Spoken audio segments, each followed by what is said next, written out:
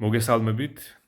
ვინაიდან არიან ისეთი ადამიანები, რომლებიც ვერ არჩევენ ერთმანეთისგან მხილებას და განკითხვას და ხშირ შემთხვევაში მხილებას ეძახიან განკითხვას, მე მინდა ამ ადამიანებისთვის ძალიან ერთი თვალსაჩინო მაგალითი მოვიყვანო იმისა, რა არის მხილება. წარმოიდგინეთ თქვენ ასეთი რამ, რომ თქვენ მიდიხართ შეერთებულ შტატებში, გინდათ რომ საზღვარგარეთ წახვიდეთ შეერთებულ შტატებში ან სხვა რომელიმე ქვეყანაში და თქვენ გაიგეთ რომ არის ერთი ჯგუფი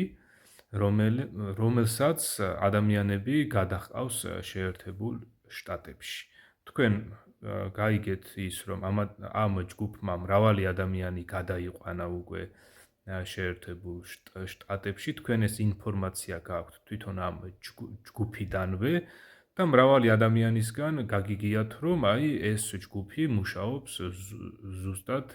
იმისათვის რომ საქართველოსდან ადამიანები გადაიყვანოს შეერთებულ შტატებში სხვადასხვა გზებით. და თქვენც ამ ჯგუფს ენდობით, ყველანაირად ემზადებით მის რეკომენდაციებს ასრულებთ, ყველანაირად ემზადებით იმისათვის რომ ამ ჯგუფს ჩაბარდეთ, გაჰყვეთ მას და თქვენ მოლოდინი გაქვთ იმისა რომ თუ თქვენ ამ ჯგუფს ბოლომდე ენდობით, იგი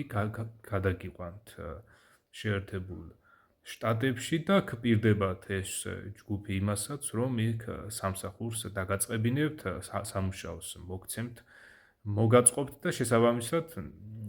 ყველანაირად უზრუნველყოფს თქვენს შეერთებულ შტატებში ჩასვლასაც და სამუშაოს მოძებნად,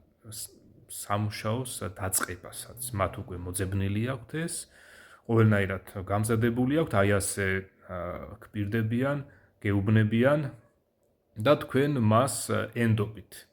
ეხლა წარმოიდგინეთ ასეთი რამ, რომ ვინმე სხვა ადამიანი გამოჩნდა ისეთი, რომელმაც ამ ჯგუფზე ბევრი რამ იცის, ამ ჯგუფისგან თვითონაც იმწუნია მოტყუება და მან იცის ის, რომ ეს ჯგუფი არის არა პატიოსანი, არამედ იგი ტრეფიკინგს ეწევა ადამიანებისას, რეალურად მას ადამიანები შეერთებულ შტატებში კი არ გადაყავს, არამედ სულ სხვა ქვეყანაში გადაჰყავს, სადაც ამ ადამიანებს ყიდის და ფაქტიურად ზოგიერთი ხდება სამეძაო სახლებში, ასე ვთქვათ, ზოგიერთი ხდება სხვადასხვა სამუშაოებზე მონურ ყოფაში. და ეს ადამიანი მოვიდა თქვენთან და გეუბნებათ, აი ამ ყველაფერს გიყვებათ, მტკიცებულებებსაც გაჩვენებთ, წარმოიდგინეთ აი ასეთი რამ, რომ აბსოლუტურად ყველა მტკიცებულებას გაჩვენებთ იმისას, რომ ეს ჯგუფი არის მატყუარა, რომ იგი თავის პირობას არ შეასრულებს და თქვენ გახდებით ტრეფიკინგის მსხვერპლი და თქვენ ვერ გადახვალთ შეერთებულ შტატებში და თქვენ ვერ მიიღებთ ნორმალურ სამსახურს, რასაც ეს ჯგუფი გპირდებათ. ახლა თქვენ დაუჯერებთ ამ ადამიანს და იმ მტკიცებულებებს, რასაც იგი გაჩვენებთ, დაუჯერებთ და მინიმუმ თქვენ თვითონვე გადაამოწმებთ და ფრთხილად იქნებით, თუ ამას ყურადღებას არ მიაქცევთ და იმ ჯგუფს აი ასე ბრმად ჩაბარდებით, მიუხედავად აი იმისა, რომ თქვენ ყველანაირი მტკიცებულება გააქვთ იმისა, რომ ეს ჯგუფი ნამდვილად არის მატყუარა. ეხლა თქვენ ამ შემთხვევაში ამ ადამიანს, რომელსაც თქვენთვის სიკეთე უნდა და მტკიცებულებებიც კი გაჩვენათ აი იმისა, რომ ეს ჯგუფი არ არის სანდო ჯგუფი და არ უნდა ენდოთ მას, თქვენ ამ ადამიანს რას ეტყვით, რომ არ განიკითხოვო? ნუ ამბობ ამასო? მიხვდით ხო ესე იგი? თუ თქვენ პირიქით მინიმუმ გაჩერდებით, გადაამოწმებთ ამ ინფორმაციებს, ფრთხილად იქნებით და მაქსიმალურად ესე იგი ამ ადამიანსაც მადლობას ეტყვით აი იმაში, რომ ამ ადამიანმა ამხილა ის კრიმინალთა ჯგუფი, რომელიც თქვენ გპირდებოდათ საზღვარზე გადასვლას შეერთებულ შტატებში, შესვლას, იქ სამსახურის დაწყებას და სინამდვილეში ეს ჯგუფი აღმოჩნდა მატყუარა. აი ეს არის მხილება, როდესაც ასეთ მატყუარა ჯგუფს ამხელს ესა თუ ის ადამიანი. აგრეთვე მეც, როდესაც საპატრიარქოს ორგანიზაციას ვამხელ და ვაკრიტიკებ და თქვენ გეუბნებით იმას, რომ ეს საპატრიარქოს ორგანიზაცია, ამათი მღვდლები, ამათი სხვადასხვა რიტუალები, რასაც ესენი ატარებენ, ჯვრისწერა, ბავშვის პატარა ბავშვის წყალში მონათვლა, აგრეთვე ეგრეთ წოდებული წესის აგება, ეგრეთ წოდებული შეკვეთილი წირვა მიცვალებულთათვის, ტაძარში სხვადასხვა რიტუალების ჩატარება, ეს ღმერთს არ დაუწესებია, მთელი საპატრიარქოს ორგანიზაცია, ამათი მღვდლები უფალ იესოს არ დაუწესებია, ამათი სხვადასხვა ეს მღვდელთა ნახსარება, ზიარებაზე მისვლა უფალ იესო ქრისტეს და მის მოციქულებს არ დაუწესებიათ, უფალმა იესომ დააწესა თავისი წმინდა წერილი, სადაც მოთავსებული არის მისი სწავლება, მისი სახარება, რომელსაც დღესაც ჩვენს დღევანდელ მკითხველებსაც გვიქადაგებს და ვინც იესო ქრისტეს სწავლებას ირწმუნებს, ვინც იესო ქრისტეს აღიარებს თავის უფლად, მხსნელად მოუხმობს მის სახელს და მადლობას ეტყვის იმისათვის, რომ უფალმა ისიც გამოისყიდა ცოდვისგან და მადლობას ეტყვის აი ამისთვის, რაც უფალმა მოიმოქმედა მისთვის და მადლობას შესწირავს უფალს. აი ეს ადამიანი იწოდება ქრისტიანად, ესე იგი ის მორწმუნე უკვე, ის მორწმუნე, ვინც იესო ქრისტეს სწავლება შეისწავლა, ირწმუნა იესოსი და მიხვება იესო ქრისტეს სწავლება, ზუსტად აი ასეთი მორწმუნე იწოდება უკვე ქრისტიანად. ამისათვის დღეს ჩვენ ყველას გვაქვს ერთი საერთო წმინდა ბიბლია, საიდანაც ღმერთი გვასწავლის ამ ყოველივეს თუ როგორ უნდა გაქრისტიანდეს ადამიანი. შესაბამისად, როდესაც მე ვამბობ აი იმას, რომ უფალმა სულ სხვა რაღაცა დაადგინა და ეს მღვდლები თქვენ გატყუებენ და თვითონაც მოტყუებულები არიან, თვითონაც ბერდებიან და კვდებიან ამ რელიგიურ ორგანიზაციაში, ისევე როგორც სხვადასხვა რელიგიურ ორგანიზაციებში ადამიანები ბერდებიან, კვდებიან, იგივე რა თქვენ რა გგონიათ იეჰოვას მოწმეთა ორგანიზაციაში ადამიანები არ ბერდებიან და არ კვდებიან, და ზუსტად ისევე როგორც იეჰოვას მოწმეთა ორგანიზაციაში ადამიანები არიან მოტყუებულები, ტყუილში არიან, ასევე საპატრიარქოს ორგანიზაციაშიც აი ასეა. შესაბამისად, როდესაც მე ბიბლიაზე დაყრდნობით ვამბობ იმას, რომ უფალმა იესომ გააუქმა სარიტუალო მღვდლობა, რაც ძველი აღთქმის დროს იყო დაწესებული, გააუქმა უფალმა სარიტუალო მღვდლობა და თვითონ იესო ქრისტე გახდა მღვდელი, მე ამას არ ვიძახი ჩემ მიერ მოგონილი სიტყვებით, არამედ ეს ჩაწერილი არის ბიბლიაში,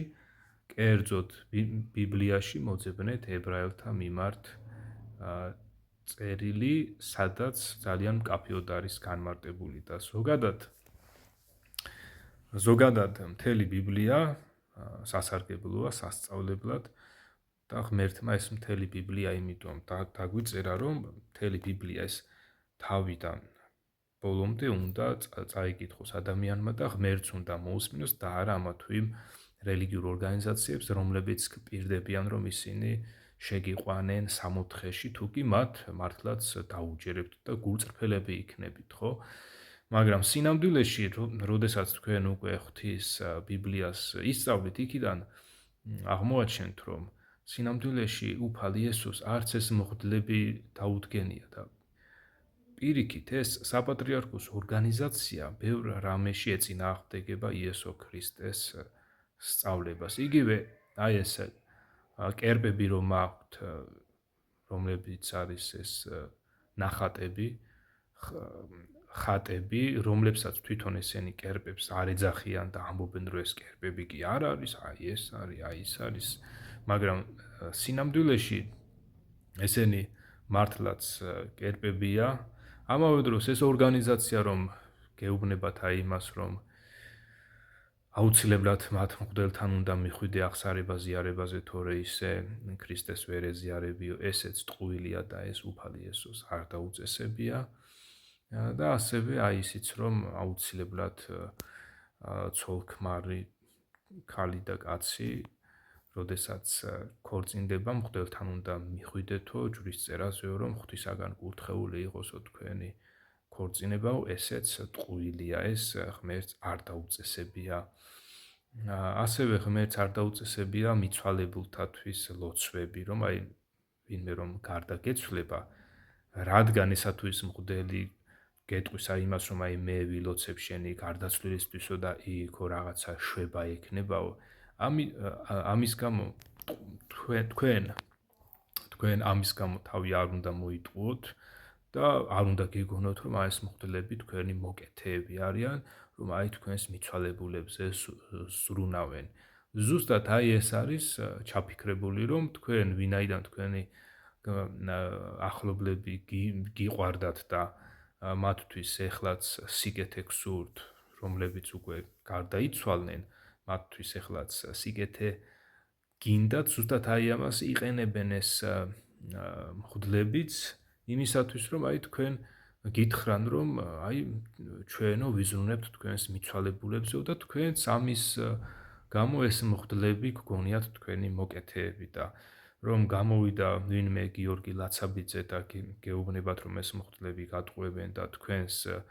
გარდაცვლილ ახლობლებს თქვენ აქედან ვერც რაიმეთი მიეხმარებით და ვერც რაიმეთი დააზიანებთ, თქვენ გგონიათ, რომ აი მე თითქოს ცუდი მინდა თქვენთვის და ეს მღვდლები რომ გეუბნებიან, რომ ჩვენო თქვენს მიცვალებულებს უპატრონებთ, აი იმათ უნდათ კარგი თქვენთვის და თუ მართლაც ასე გგონიათ, თქვენ ძალიან მცდარ გზაზე ხართ დამდგარნი, ვინაიდან თქვენ უსმენთ არა ღმერთს, რომელიც ბიბლიიდან გვასწავლის, არამედ უსმენთ ამ მატყუარა სარიტუალო მღვდლებს, რომლებიც უფალს საერთოდ არ დაუდგენია. ხოლო მე, როდესაც გესაუბრებით, მე ჩემდა თავად კი არ გესაუბრებით რაღაცა ჩემი მოგონილით,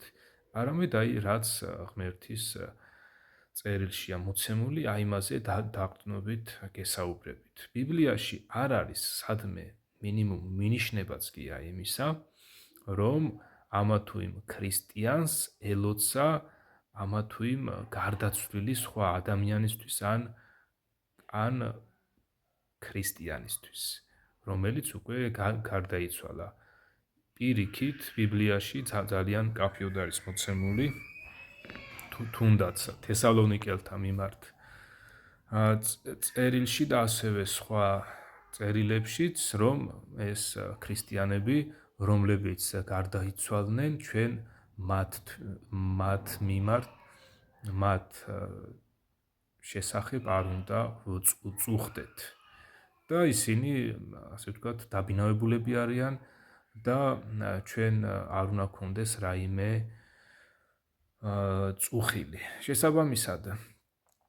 როდესაც აი აგერ ამაზე გესაუბრებით, თქვენ ის კი არ უნდა იფიქროთ, რომ აი მე რაღაცას გატყუებთ და არ იქადა მე ან გულქვავარ და ან მე არ მინდა თქვენთვის სიკეთე, რომ აი გეუბნებით იმას, რომ თქვენს